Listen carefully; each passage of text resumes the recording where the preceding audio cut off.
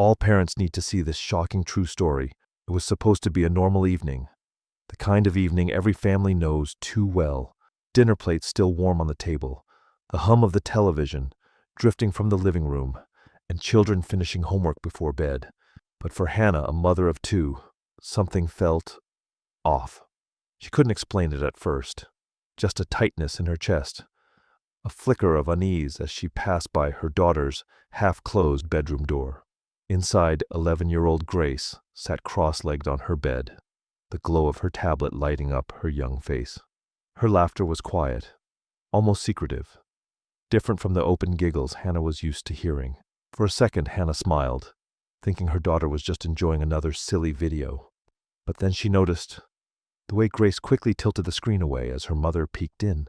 A small, almost invisible movement, one that carried more weight than Hannah wanted to admit. "Homework done?" she asked lightly. Grace nodded too quickly. "Almost."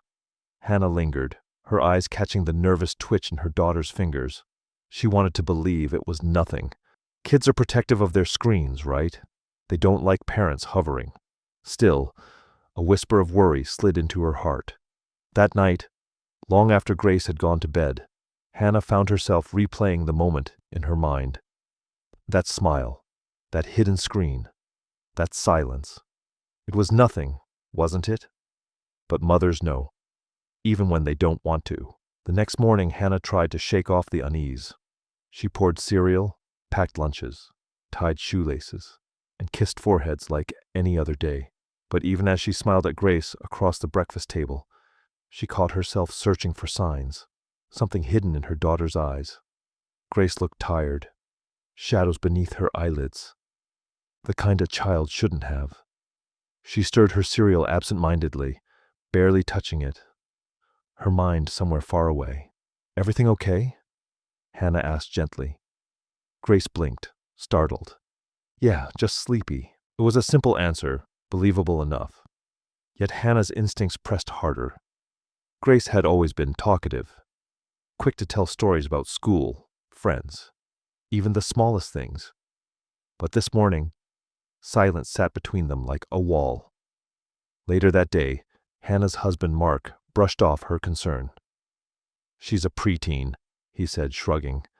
"They all get moody." Don't overthink it, but Hannah couldn't let it go. That night, when Grace excused herself early to her room, Hannah waited a few minutes before following. She pressed her ear to the door. Whispers. Not laughter this time. Whispers. Grace's voice, low and uncertain. Then another voice, distorted, mechanical, coming through the tablet speakers. A voice that didn't belong in their home. Hannah's pulse quickened. She pushed the door open. Grace jumped, fumbling to close the screen, her cheeks flushing red. "Who are you talking to?" Hannah asked, keeping her voice steady though fear clawed at her chest. "No one," Grace said too fast, too sharp.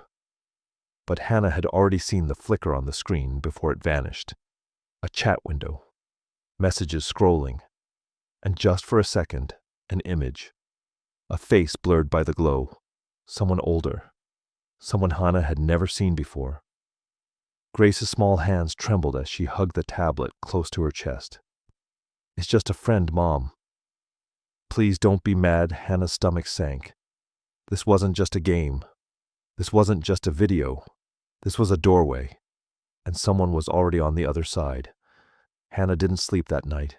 Every time she closed her eyes, she saw Grace's frightened face clutching the tablet. She saw the shadow of that stranger's blurred face on the screen. By morning, the unease had turned into a knot of dread inside her chest. When Grace left for school, Hannah quietly took the tablet from her daughter's nightstand. Her hands trembled as she powered it on.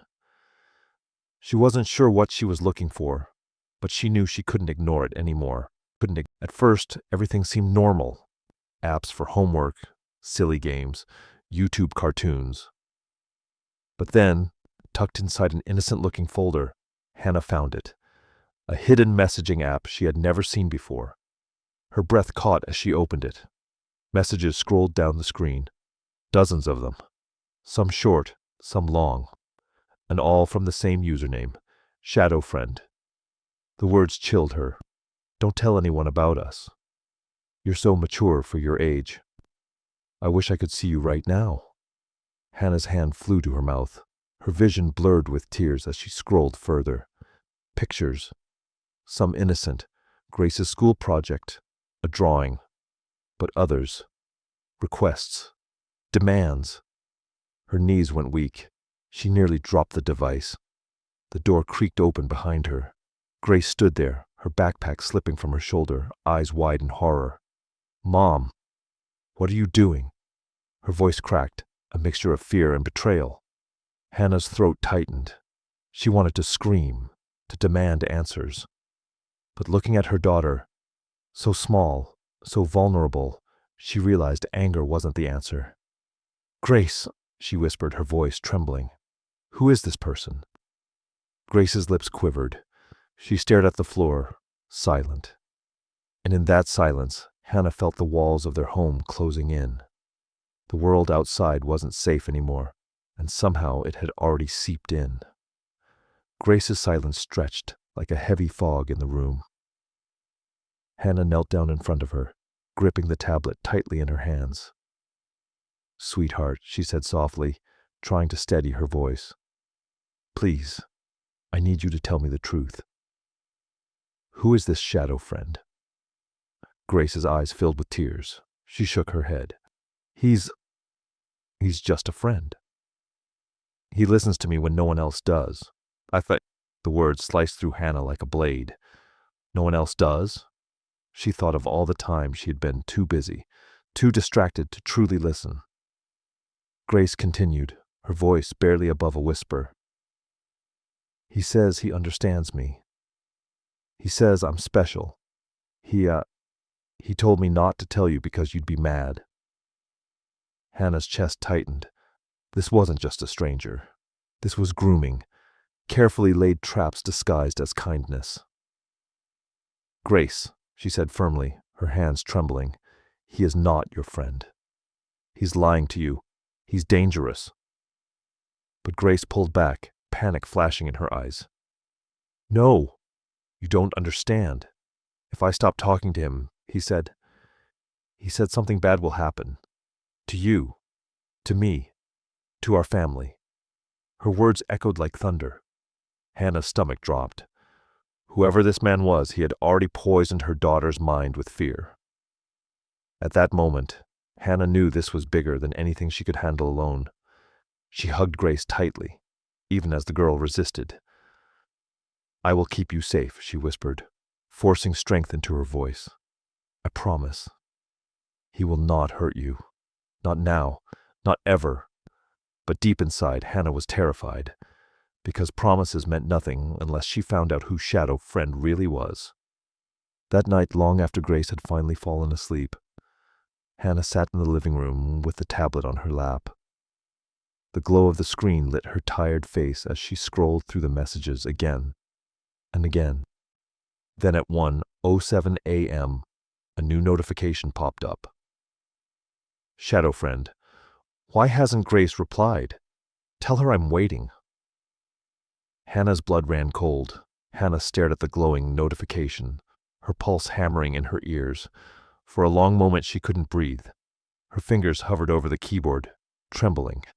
Then with a shaky exhale, she typed, "This is Grace's mom.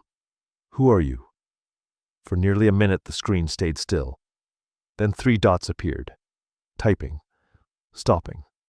Typing again. Finally the reply came. "Wrong move, Mom. You shouldn't be here." A chill spread down Hannah's spine. She gripped the tablet so tightly her knuckles turned white. "Stay calm. Don't let him see fear." She typed back quickly. "If you ever contact my daughter again, I will go to the police." Another pause. Then a new message slid onto the screen. "Police can't protect her. I can. I know where she goes after school. I know the red jacket she wears. Do you?" Hannah's stomach twisted. Her mind screamed questions. How much does he know? Has he seen her in person? Is he nearby right now? She forced her hands to steady, replying with careful words, "Leave my daughter alone." But instead of leaving, more messages poured in like venom. "Grace needs me. She trusts me. She told me things you never knew, like how she feels invisible at home, how you're always too busy. She belongs with me." Tears blurred Hannah's vision. Each word was a dagger, not only because of the threat, but because they contained fragments of truth. She had been distant. She had been distracted. And now someone had turned those cracks into a weapon. At 1:36 a.m., the final message appeared. "Tomorrow, same time. If Grace doesn't write back, I'll come find her myself." Hannah's breath caught in her throat. The house felt smaller, darker, unsafe. She glanced toward Grace's bedroom door, imagining her daughter sleeping soundly, unaware of the danger pressing in on their lives. Hannah whispered to herself, voice trembling, "Not my child." Not ever. Her decision was instant. She wasn't waiting until tomorrow. She would find this man. Tonight. Hannah didn't sleep that night. Her heart pounded, her hands shook. The last message from ShadowFriend made the darkness around her feel even colder. If he knows what my daughter wears, does that mean he's watching her? Fear twisted inside her, but beneath it rose something sharper, anger. No one threatened her child and walked away. She opened her laptop, searching frantically. How to trace an IP address. How to track an unknown user. The guides were complicated, but she tried anyway. Using Grace's tablet, she left the chat open, waiting for another message. At 2:15 a.m., the screen lit up again. "ShadowFriend. She's asleep, isn't she?" Hannah's veins turned to ice. Quickly, she took a screenshot and ran a tracing tool. A location pinged back. Her stomach dropped. The signal wasn't miles away. It was just 3 streets over. Her breath hitched. This monster wasn't in another city. He was here, in their neighborhood. Maybe even someone she'd seen at the store or waved to in passing. She grabbed her phone, ready to dial the police, but froze. What if he disappears before they arrive? What if he knows we're onto him? What if he hurts Grace? A reckless, desperate thought struck her. A trap. She typed back, pretending to be Grace. "I'm sorry I didn't reply. Can we meet tomorrow? Just us." Seconds ticked by. Then the reply came. Finally. "Yes. Same park bench by the playground. 9 p.m. Don't be late." Hannah's grip on the tablet tightened, her jaw set. "Not my daughter. Not ever." She whispered into the silent room, "I'll be there. And this time, you'll face me, not her. Me." The next day crawled by like a shadow stretching across the floor. Hannah went through the motions, making breakfast, packing Grace's lunch, walking her to school. But her mind never left the glowing words on that screen. Every glance out the window, every stranger passing by made her skin prickle. Was he watching them right now? By evening, Hannah had a plan. She tucked Grace safely at her sister's house, kissed her on the forehead, and whispered, "I'll be back soon. You're safe. I promise." Grace looked confused but didn't ask questions. Hannah couldn't bear to tell her the truth. Not yet. At 8:45 p.m., Hannah parked her car a block away from the playground. The night air was damp, carrying the faint creak of swings swaying in the dark. Street lamps flickered, casting long, crooked shadows across the park. Her hands tightened on her phone. 9 p.m. The bench was empty. She sat down, her heart racing, every sound amplified. The chirp of crickets, the rustle of leaves, the distant hum of a car engine. Then, footsteps.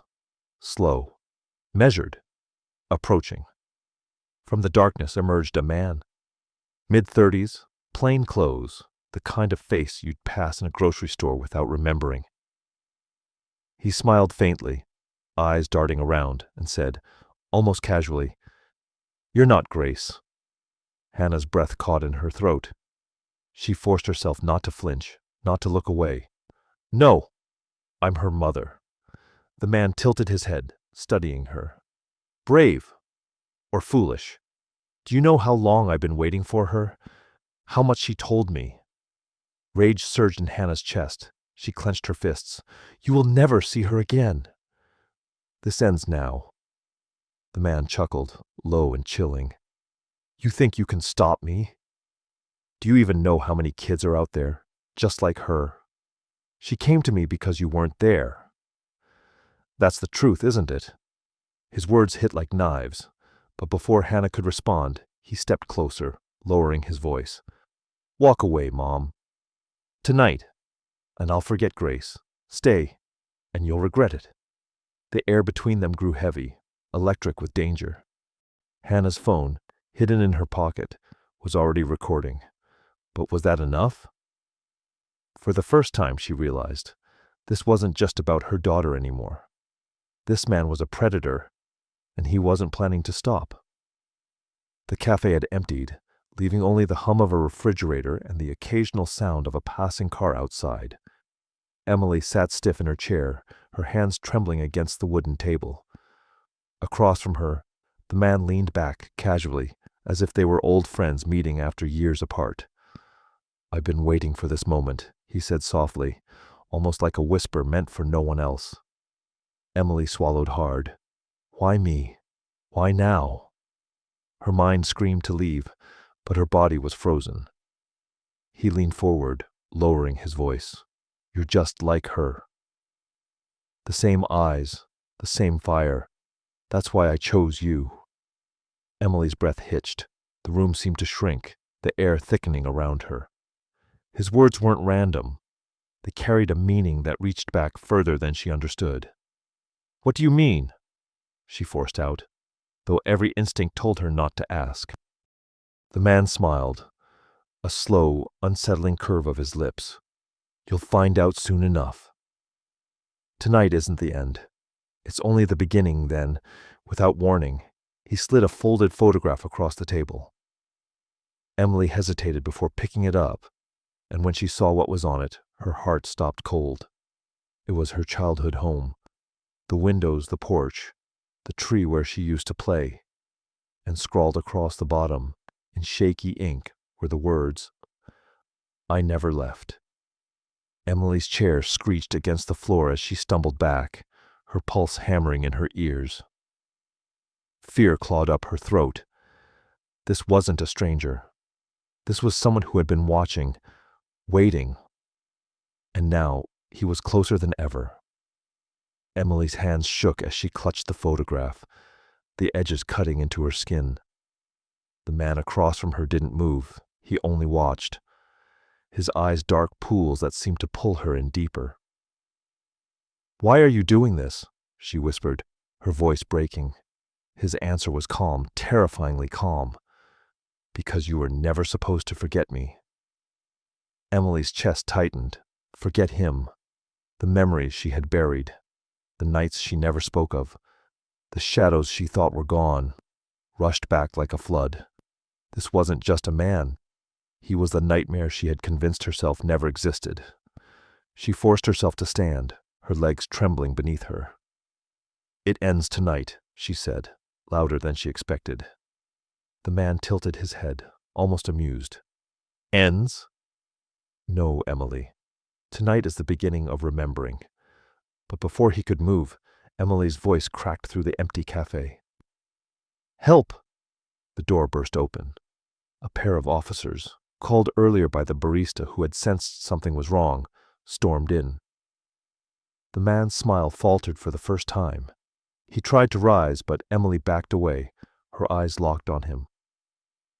You don't control me anymore, she said, her voice steady now.